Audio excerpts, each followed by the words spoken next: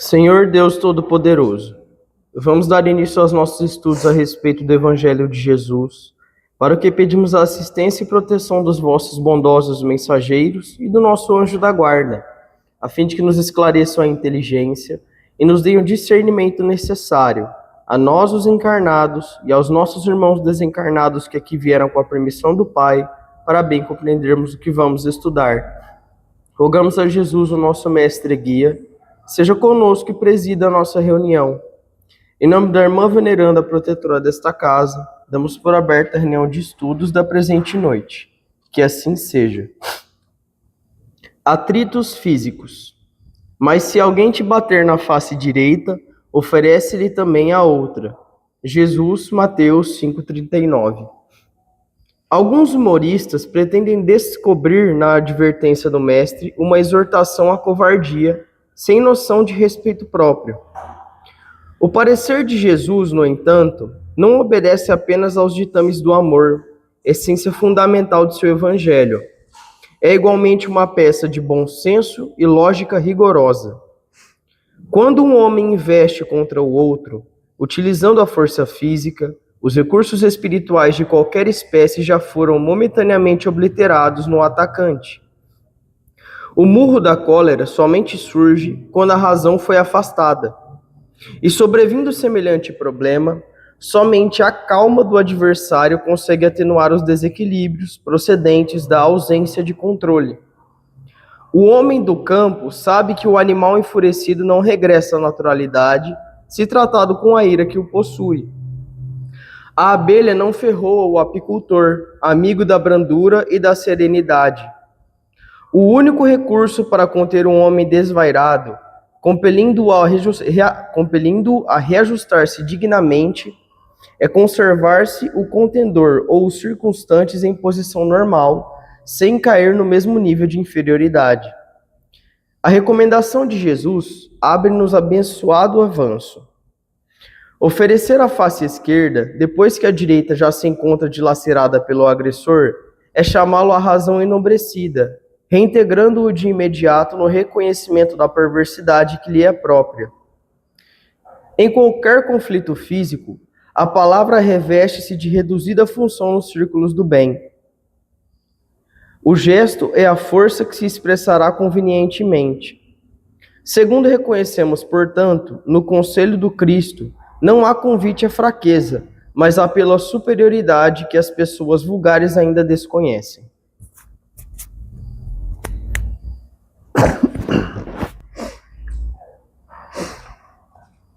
Pai nosso que estais no céu, santificado seja o vosso nome, Senhor. Que venha a nós o vosso reino, que seja feita a vossa vontade, assim na terra como no céu.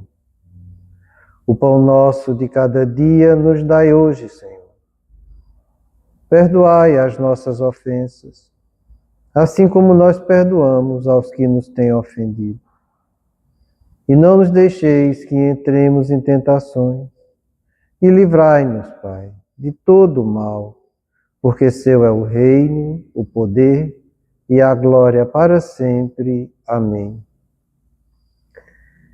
Espíritos esclarecidos e benevolentes, bondosos mensageiros de Deus, que tendes por missão assistir aos homens e conduzi-los pelo bom caminho, sustentai-me nas provas desta vida. Dai-me força para suportá-las sem murmurar. Afastai de mim os maus pensamentos e fazei que eu não dê entrada a nenhum espírito que tentasse iludir-me e conduzir-me no caminho do mal. Esclarecei minha consciência com relação aos meus defeitos e tirai-me de sobre os olhos o véu do orgulho capaz de impedir de os perceber e confessá-los a mim mesmo. A ti, sobretudo, bondoso anjo da guarda, que mais particularmente velais por mim, e a todos vós, espíritos protetores, que por mim vos interessais, fazei que me torne digno da vossa proteção. Conheceis as minhas necessidades, que elas sejam atendidas segundo a vontade de Deus. Que a paz que irradia do coração de Jesus e que abrange toda a terra possa ser assimilada por todos os corações aqui presentes, tanto encarnados como os desencarnados, para que de posse dessa paz possamos compreender as leis que regem o mundo espiritual e ter a sabedoria de praticá-las em nossa vida diária. Em nome do nosso Mestre amado Jesus, da irmã veneranda e sua equipe espiritual que nos assiste, bem como dos nossos anjos da guarda, solicitamos que a água aqui exposta seja fluidificada em nosso benefício. Que assim seja, damos graças a Deus. Amém, Senhor.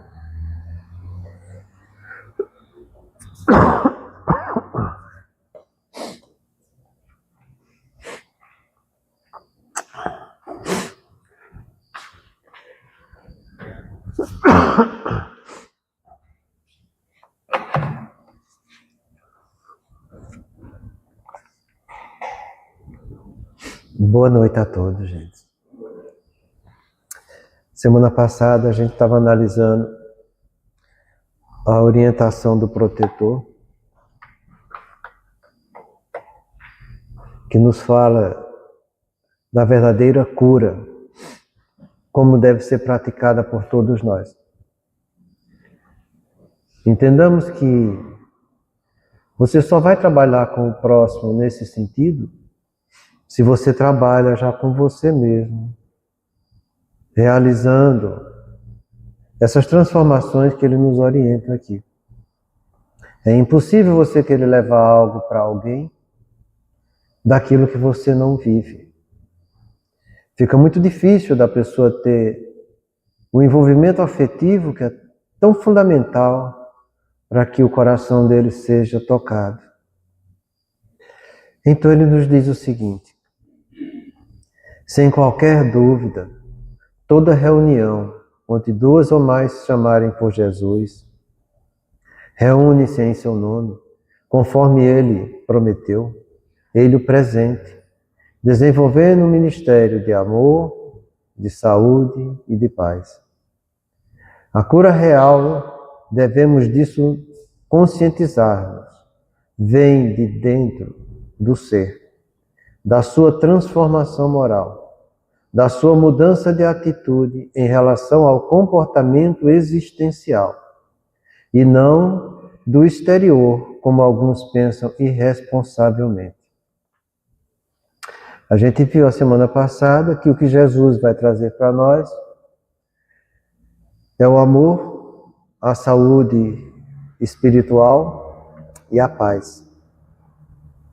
Entendendo a paz naquela definição que o ministro Drusos nos trouxe no livro Ação e Reação de André Luiz, em que ele diz que quando retornou ao mundo espiritual, ele começou a entender que a paz ela é resultante do equilíbrio entre a fé no divino poder e a confiança em si mesmo na prática edificante do bem. Ele resumiu a definição de paz na prática da fé divina e da fé humana que precisamos trabalhar em cada um de nós. Fé humana é esse sentimento de convicção íntima do bom proceder que eu sei que eu devo fazer. É a prática do dever, é a prática do bem. E fé divina é esse sentimento de convicção íntima que eu tenho do bom proceder do Pai, que é perfeito, para com os filhos que são ainda imperfeitos. Então é da prática dessa fé que você vai adquirir a sua paz. Mas entenda, é a paz espiritual, essa paz que Jesus nos prometeu. Quando Ele mesmo nos disse: eu vou e vos deixo a minha paz, não a paz que os homens vos dão. Então, que a gente não se envolva querendo a paz dos homens, que se baseia na ociosidade, no ficar curtindo o bem bom da vida humana e esquecendo de trabalhar a busca do nosso progresso intelecto-moral. Então, que a gente pratique essa paz que Jesus deixou para nós. E é em nome dessa paz que a gente faz a abertura de todas as nossas reuniões. E é assim que a gente procura trabalhar. Hoje a gente vai estudar a continuidade da orientação, em que ele diz: a cura real, devemos disso conscientizar, vem de dentro do ser, da sua transformação moral. Todos nós, se você for inquirir alguém, vai perguntar se ele quer a cura real ou a cura parcial, todos vão querer a cura real. O problema é, estamos preparados para enfrentar essa cura real? É por isso que ele fala aqui, devemos disso conscientizar-nos. Quer dizer, a gente tem que trazer isso para a nossa consciência, para a nossa vivência da nossa realidade humana que a gente está tendo.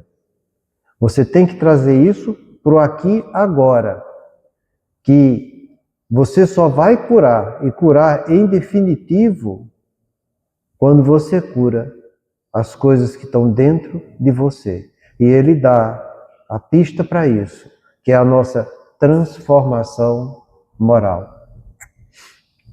E aqui a gente tem que parar um pouco para pensar. Pensar e refletir.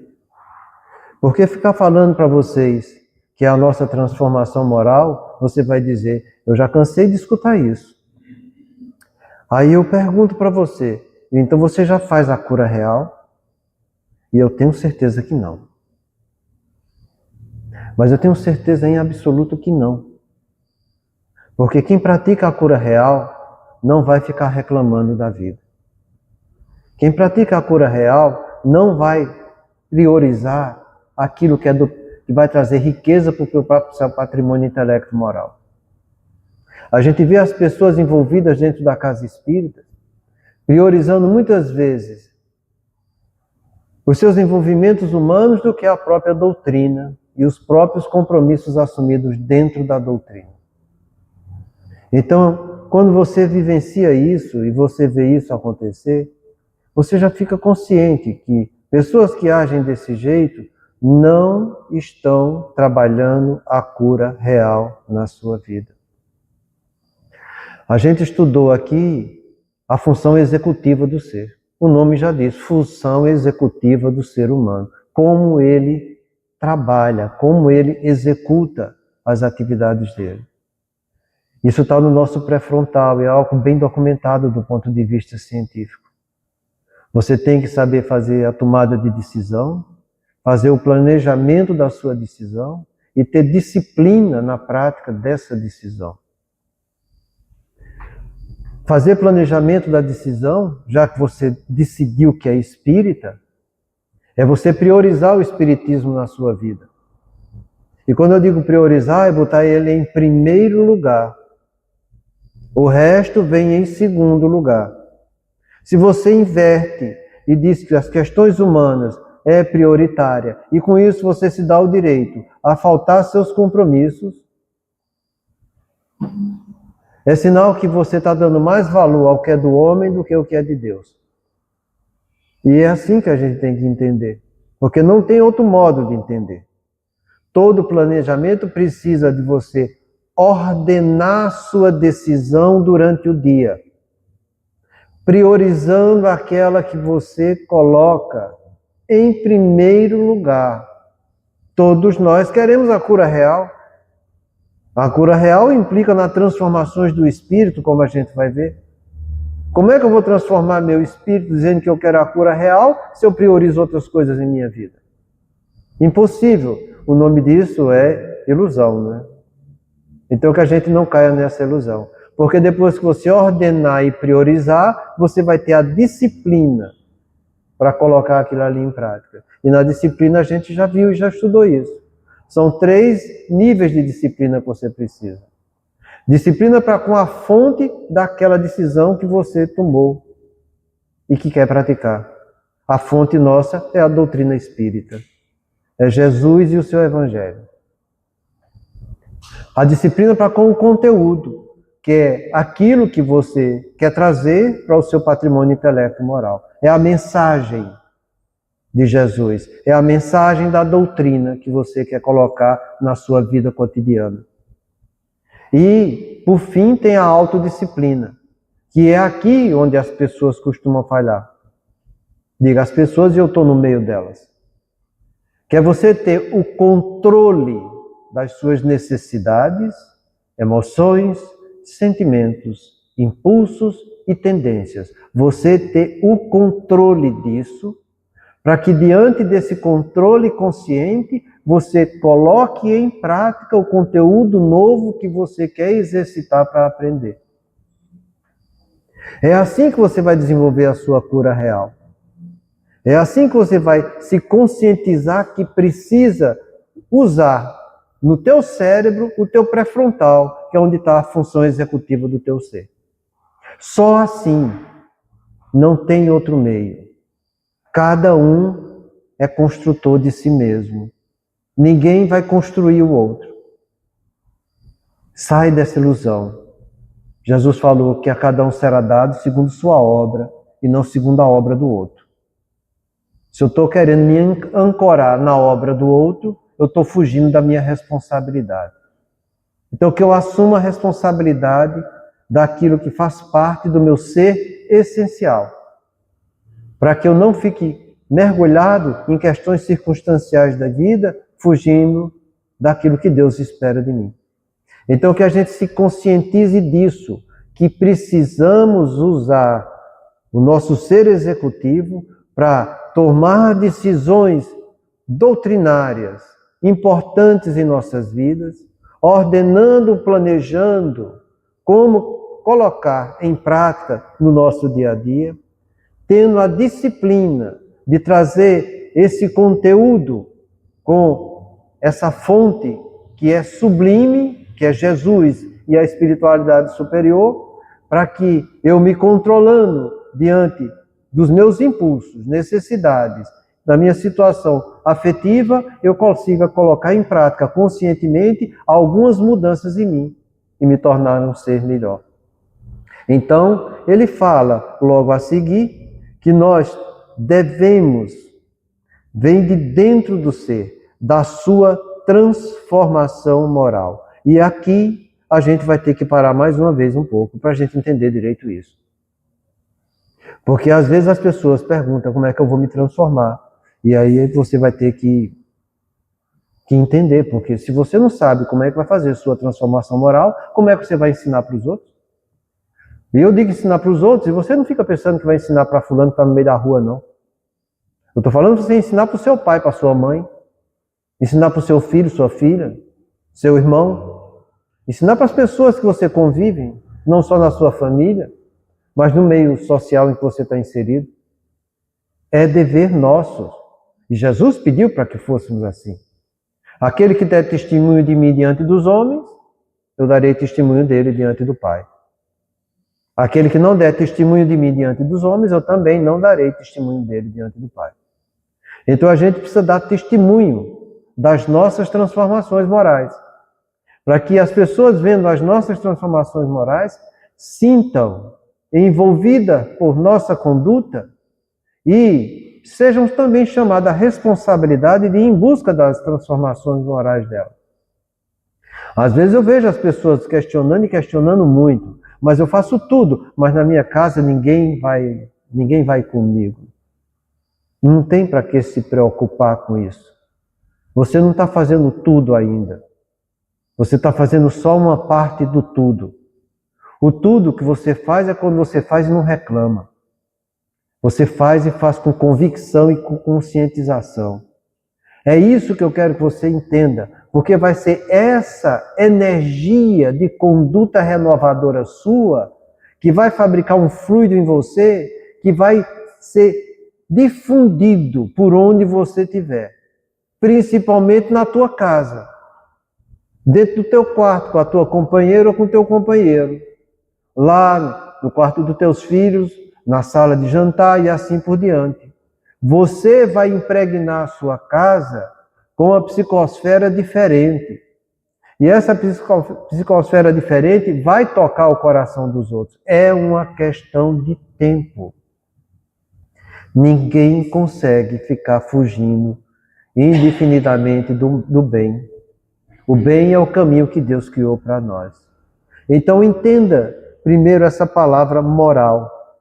E aqui a gente vai estudar ela um pouquinho, para que você veja como a definição de moral, ela é importante e ela é acessível, não só a nós dentro da doutrina espírita, mas qualquer pessoa que queira se melhorar, consegue. E consegue, entenda, de uma maneira muito simples e natural, porque foi Deus que criou isso para a gente. Moral é a parte da filosofia que estuda os deveres, condutas e costumes que temos tanto para conosco como para com o nosso próximo. Definição muito simples, muito objetiva, que não deixa dúvida, entende? Então é uma parte da filosofia, entende? Ela estuda. Você sabe o que é estudar? Sabe o que é você ir em busca de informações novas? Sabe o que é você querer aprender algo? Então ela vai estudar os deveres. Olha só a definição de dever. Obrigação moral ou legal que a consciência nos impõe para cumpri-la com responsabilidade. Onde é que está gravada a lei de Deus? Não é na nossa consciência? É lá que está essa lei, esse dever legal. A lei de Deus está aqui. Ela estuda os deveres. Toda vez que você quiser se aprofundar nos ensinamentos que Deus te mandou, você vai estar desenvolvendo deveres. Deus nos mandou os 10 mandamentos. Está acessível a todos nós. Deus nos mandou Jesus com seu evangelho. Também é acessível a nós. Deus mandou as vozes do céu com a doutrina espírita. Também é acessível a nós. Tudo de graça. Você não vai gastar nada para isso. Você gasta para comprar seu celular. E com isso você ganha de presente isso tudo que Deus mandou. Está tudo de graça. Então quando você parar para estudar isso, entenda, definição de mandamentos, costumamos dizer que são deveres maiores. A gente tem os deveres nossos comuns e temos os deveres maiores. Os 10 mandamentos são os deveres maiores que falam da justiça divina. E que mostra para a gente aquilo que a gente não deve fazer. Nós temos os mandamentos que Jesus nos trouxe, que são 2, que falam do amor de Deus, que é aquilo que a gente deve fazer, amar ao próximo e amar a Deus sobre todas as coisas. E a gente tem o mandamento que a doutrina espírita nos traz, que fora da caridade não há salvação. Ajudar o próximo aos mais necessitados. Está ao nosso alcance. Não faz quem não quer. Toda vez que você sentar num canto para estudar esses deveres maiores que é obrigação nossa, que nosso espírito veio e reencarnou sabendo que deveria trabalhar isso, que isso faz parte do propósito existencial comum a todo filho de Deus que encarna. Isso consta no livro, e é muito bonita essa passagem, no livro Nosso Lar de André Luiz, quando o Silas vai falar para o André Luiz a respeito do umbral, dizendo que nós nos preparamos no mundo espiritual e mergulhamos na carne para praticar virtudes. Virtudes são as práticas das leis de Deus. Então a gente vem para trabalhar as leis de Deus. Todos nós trazemos isso como prioridade do nosso plano existencial. Faz parte do nosso propósito. Se você senta para estudar, você vai relembrar, encarnado, aquilo que você trouxe e estava latente para se tornar patente. E você sabe o que deve fazer. Todo mundo sabe. Porque seria impossível você dizer que Deus é bom e vai me colocar para passar por uma circunstância da vida e que eu não esteja preparado para aquilo. Seria um Deus muito irresponsável. E, no entanto, eu vejo as pessoas falarem de Deus irresponsável o tempo todo. Porque toda vez que você reclama da vida, ou de algo que aconteceu na tua vida ou na vida dos outros, você está dizendo que Deus foi irresponsável. Não deveria ter feito aquilo e ele fez. Isso mostra o tanto de ilusão que a gente vive e o tanto que a gente está longe da prática dos deveres. E está longe mais ainda de sentar, estudar e procurar entender. Jesus deixou isso bem documentado quando ele falava justamente da ansiedade, que está em São Mateus. Ele fala o seguinte: procurai primeiro o reino de Deus e sua justiça, e tudo vos será acrescentado. O reino de Deus são as leis dele. Leis que comandam o seu reinado, o universo inteiro, que é acessível a todo filho dele. Procura por isso, estuda por isso, entende a justiça dele, que dá para cada filho o que é direito de cada filho, mas que quer que cada filho, diante de seu direito, também cumpra seus deveres. Porque se você entender da justiça divina, você não vai reclamar de nada, mas absolutamente de nada. Porque aí você está tendo a fé divina em ação. Se você reclama, você não tem fé. Você está duvidando de Deus, como é que você pode dizer que tem fé? Então é impossível ter fé. Então entenda, para que você faça essa transformação moral, você precisa começar a estudar esses deveres. É aí que começa a nossa transformação. E é para isso que a gente estuda. Eu sempre falei para vocês, reunião que eu vou participar é reunião que envolve estudo. É isso que vai trazer algo positivo sempre para todos que vão estar envolvidos. Porque é aqui que a gente vai ter as nossas transformações morais. É aqui que a gente vai ter a nossa cura real. Então, quando ele fala aqui, obrigação moral ou legal, que a consciência impõe, sua consciência vai impor mesmo, porque diante de Deus nós temos que ter submissão completa. É a única departamento da existência espiritual que existe submissão completa, é dos filhos de Deus diante do Pai e da sua lei. Está na questão 115 do Livro dos Espíritos, que a gente estudou há 2 semanas atrás, na quarta-feira aqui. Ele fala lá, uns aceitam submissos, chegam mais rápido ao encontro com o Pai. Outros vão murmurando, o que torna mais difícil e laboriosa a sua trajetória até chegar ao coração do Pai. A Deus devemos ser submissos por completo, porque Deus é a inteligência suprema, causa primária de todas as coisas, o amor por excelência, que ninguém chega jamais ao nível que ele está. Deus vai estar sempre aqui e nós sempre aqui. Somos suas criaturas. Ele é o Pai Criador. E a criatura jamais vai ser igual e muito menos passar o seu Criador. Então é nesse sentido que a gente deve respeitar a Deus. Respeito com o superior. Torno a repetir. Ter obediência, ter submissão e ter reverência.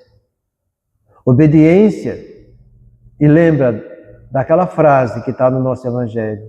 A obediência é o consentimento da razão. A resignação é o consentimento do coração, que é onde vai estar a submissão.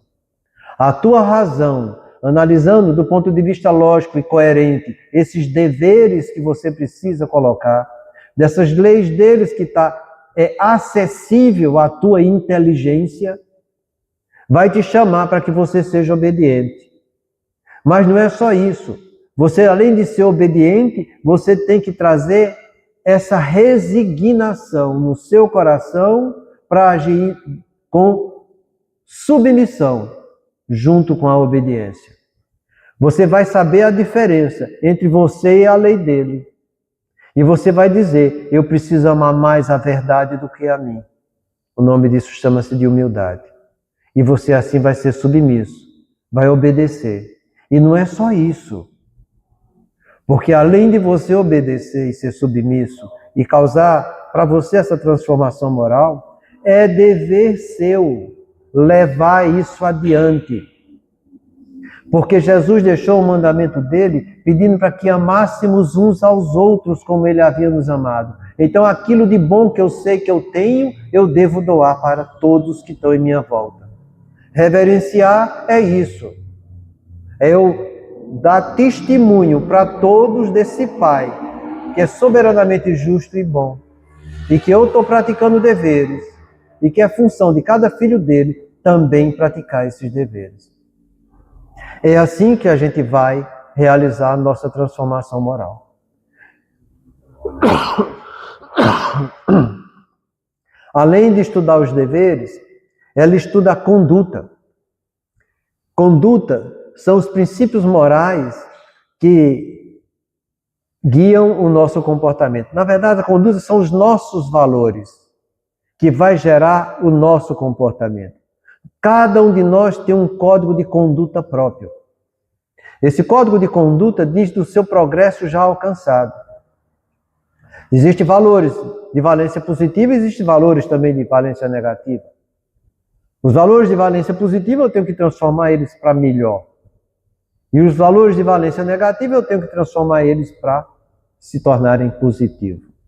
Então a conduta, ela vai precisar ser mudada diante da prática dos deveres que eu estou estudando para colocar em mim, fazendo parte do meu patrimônio intelecto e moral. Se você não traz os deveres para acrescentar entre os seus valores de vida, de nada vai adiantar estudar dever.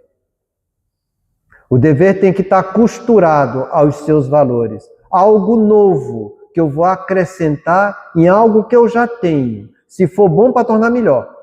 E se não for bom, para tornar positivo. É assim que você vai começar a trabalhar valores íntimos seus. Você vai trazer uma informação que são deveres, que a consciência está dizendo. É assim a lei de Deus. Aí você vai dizer, eu vou refletir ela em mim, vou costurar isso para fazer parte de minhas condutas, para que esses valores, sendo avaliados por mim, vão gerar amanhã mudança no meu comportamento. Está dando para entender a coisa, não está? Você vê que é um estudo gradativo. Então, você estuda deveres, esses deveres vão acrescentar valores à sua conduta vai ser enriquecida ou melhorada ou tornada positiva, para que você coloque isso no seu comportamento. Mas ela também vai estudar os seus costumes. Costume é a prática social ou hábito que se repete com frequência. Costume aqui, você pode dizer, como está escrito no nosso livro dos Espíritos, é a nossa tendência. São os nossos impulsos, são as nossas necessidades instintivas que a gente tem.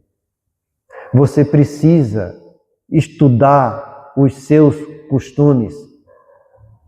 Se você não estudar seus costumes, você não vai saber se o seu comportamento automático, instintivo, tendencioso está sendo positivo ou negativo. Você não vai reconhecer os problemas que você precisa trabalhar. Como é que eu vou corrigir um problema se eu não reconheço o problema? Impossível, não é? E aí você vai ter que entender, se você vai estudar costumes, você tem que fazer o autoconhecimento. Sem autoconhecimento, você não vai saber seus costumes. Daí a importância que a doutrina espírita nos fala da prática do autoconhecimento, que Santo Agostinho nos trouxe na questão 919, que todos vocês sabem e praticam. E precisam praticar mais e mais e mais. Porque é aqui que está o nosso tendão de Aquiles, sabe? São esses costumes que você não para refletir como você está se comportando, que você mantém o mesmo padrão e não vai evoluir. Eu já te falei, você tem que saber se o seu comportamento ele é positivo ou negativo. Você tem que fazer essa análise, entende? Sem isso, você não vai trazer nenhuma mudança para você. Isso é fundamental para que a gente consiga trabalhar conosco e também consiga trabalhar com o nosso próximo. São essas transformações que a gente precisa realizar. Se você não realiza essas transformações, paciência. Você não está trabalhando o seu ser existencial, você não está trabalhando o seu espírito. E aqui a gente só vai levar dessa vida as mudanças existenciais que você está realizando. Só adiantando um pouco, depois eu volto, porque é assim que ele diz logo a seguir. Olha. Ele diz o seguinte, analisa, pensa junto comigo.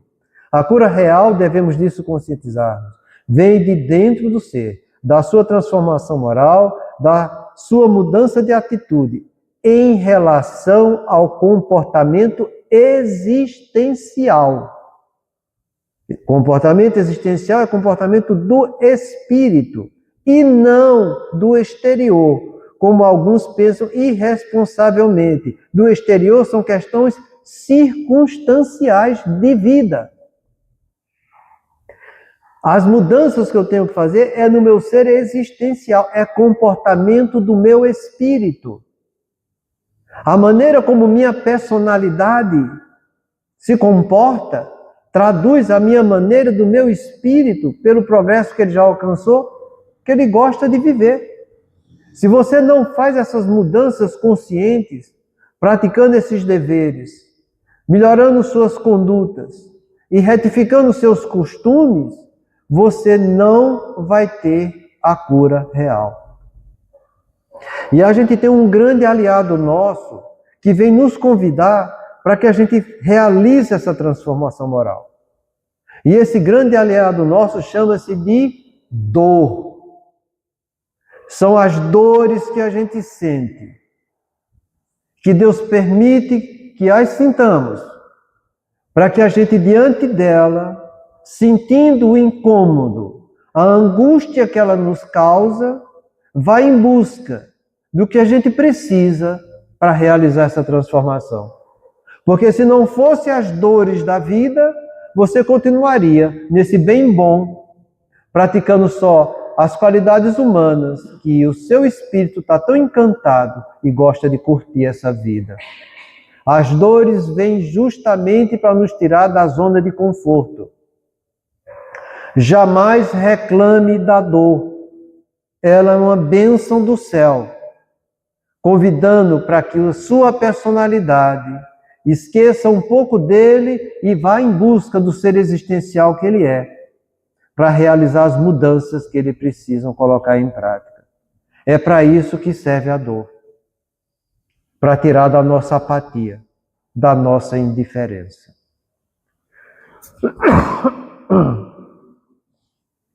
No livro de André Luiz, a gente tem as definições das dores como elas nos chegam e das dores como nós as interpretamos.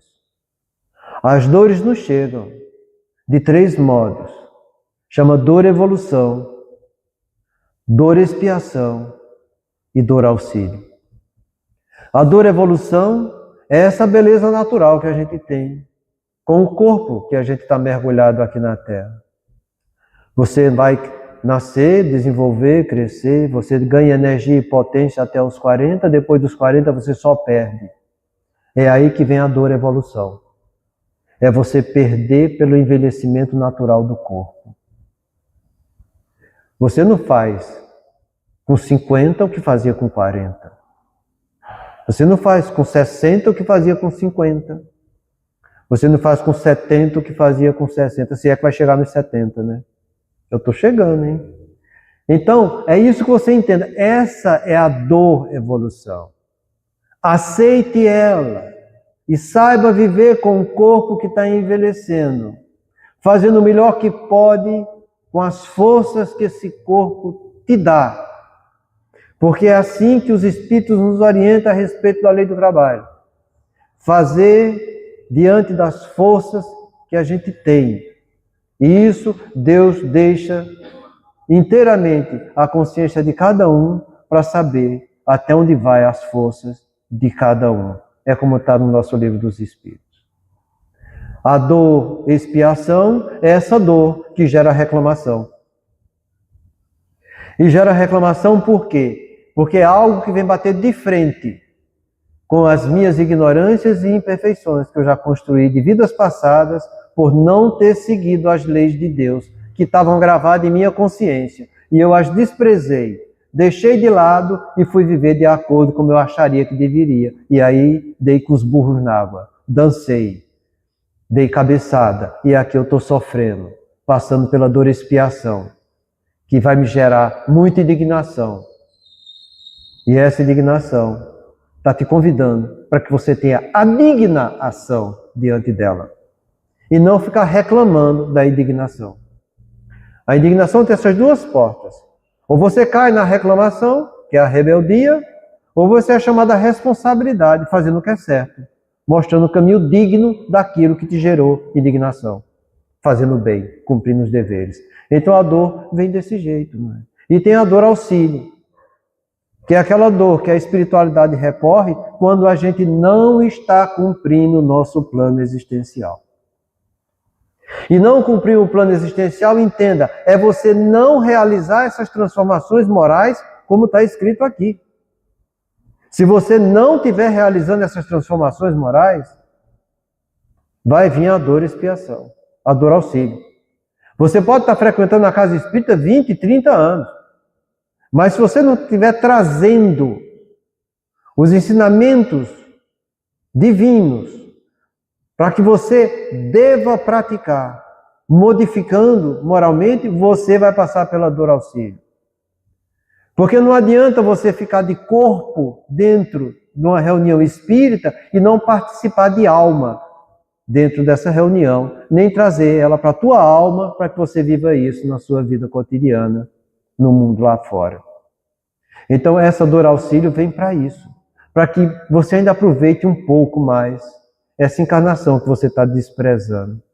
Então a gente precisa entender que diante da dor é um aviso divino para que a gente realize a prática dos deveres, amplie os nossos valores íntimos e corrija os nossos costumes, dos comportamentos automáticos que a gente está mergulhado na carne e fica se deliciando com isso. Se você não faz essa mudança nesse seu comportamento existencial, se você não faz mudança no seu comportamento espiritual, convidando o seu ego a fazer essa transformação no seu dia a dia, na sua vida cotidiana, entenda, meu amigo, você vai sofrer. E é bom que a gente tenha olhos para ver, porque a finalidade nossa é essa. Realizar isso em nós, para que a gente possa não só ajudar essa gama de espíritos que nos acompanham, e acompanham porque precisam do nosso exemplo para que caiam em si, mas também os encarnados envolvidos conosco, porque eles precisam do exemplo. Não precisa ter ação moralista, de querer levar ensinamentos cognitivos sem envolvimentos afetivos. Isso é moralismo barato. Leve conhecimentos cognitivos com envolvimentos afetivos. Você dá porque você tem para dar. Você trabalhou e tem a semente desse trabalho para poder doar para o outro. Então que a gente entenda como deve ser o nosso proceder. Porque só assim você vai realizar essa transformação moral. Essa transformação moral, com essa prática desses deveres, condutas e costumes, como ele fala aqui, e da mudança de atitude em relação ao comportamento existencial. E não do exterior, como algumas pensam irresponsavelmente. Então, essa transformação moral da mudança de atitude. E aqui a gente vai fazer um parêntese para a gente entender melhor essa palavra atitude, que vai ficar para a semana que vem, mas vou trazer pelo menos a definição dela para que vocês entendam. Atitude é a disposição mental ou emocional de uma pessoa em relação a algo. É uma postura interna que pode influenciar o comportamento e as decisões de um indivíduo. É moldada por uma variedade de fatores, como experiências passadas, crenças, valores e influências sociais. Então ele pede para que essa transformação moral, da sua transformação, da mudança da nossa atitude. É um processo íntimo de cada criatura. E a gente vai estudar semana que vem sobre essa palavra atitude e como ela se divide em toda a sua extensão. Muita paz a todos. Façamos a nossa prece.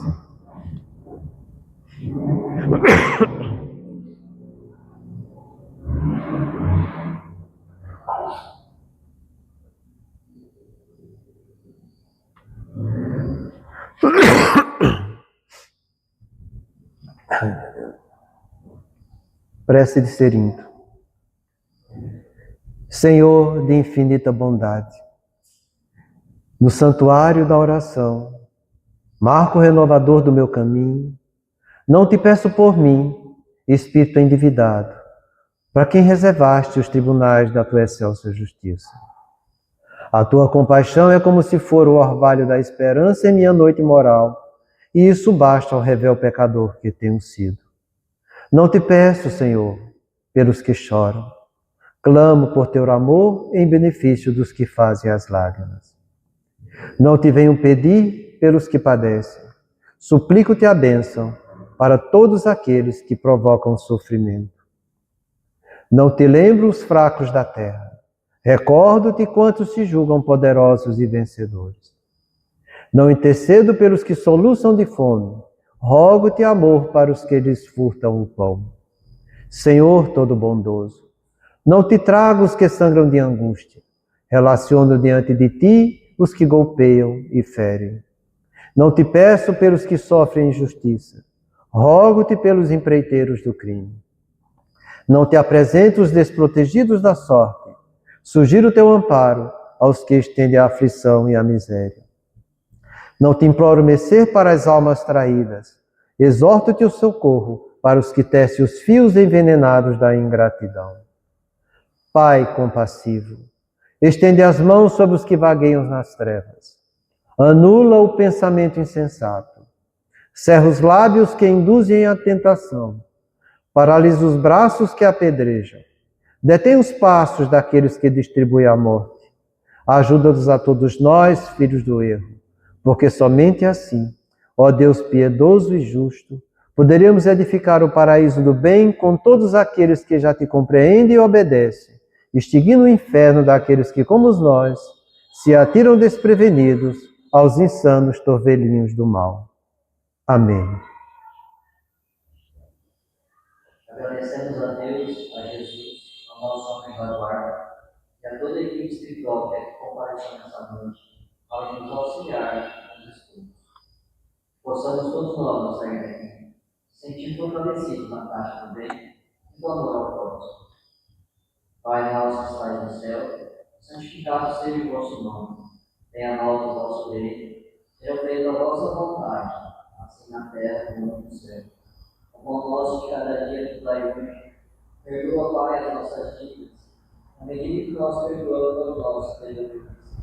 Não nos deixes entregues às tentações, mas livra-nos do Senhor, todo mal, todo alma, damos graças a Deus, damos graças ao nosso Senhor.